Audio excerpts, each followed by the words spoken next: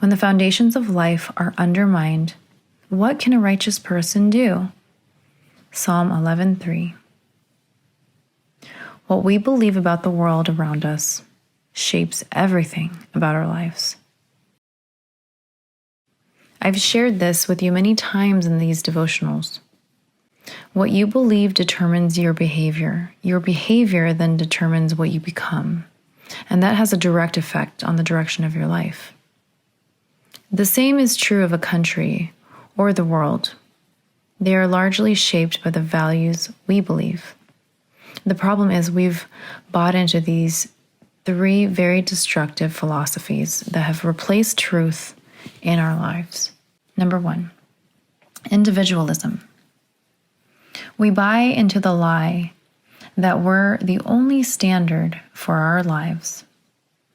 A few years back, I read a Wall Street Journal article that said 44% of executives consult first with themselves in an ethical crisis. That's really nothing new. The Israelites went through this in the book of Judges when the Bible says, "In those days, Israel had no king. All the people did whatever seemed right in their own eyes." Judges 21:25. It didn't work well back then, and it doesn't work well today.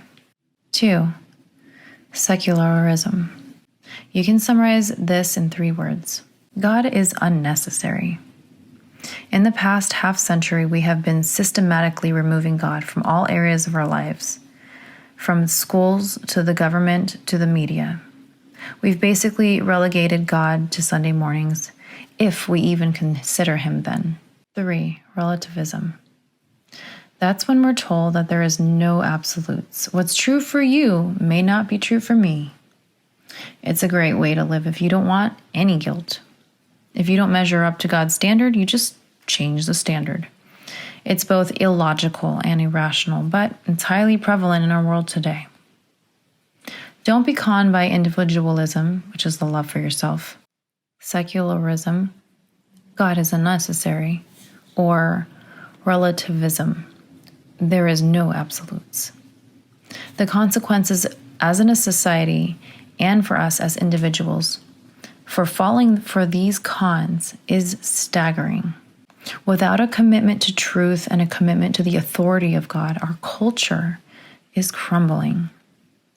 In tomorrow's devotional, we'll begin to explore God's answer for our moral collapse. Talk it over. How have you seen individualism, secularism, or relativism influence families you know?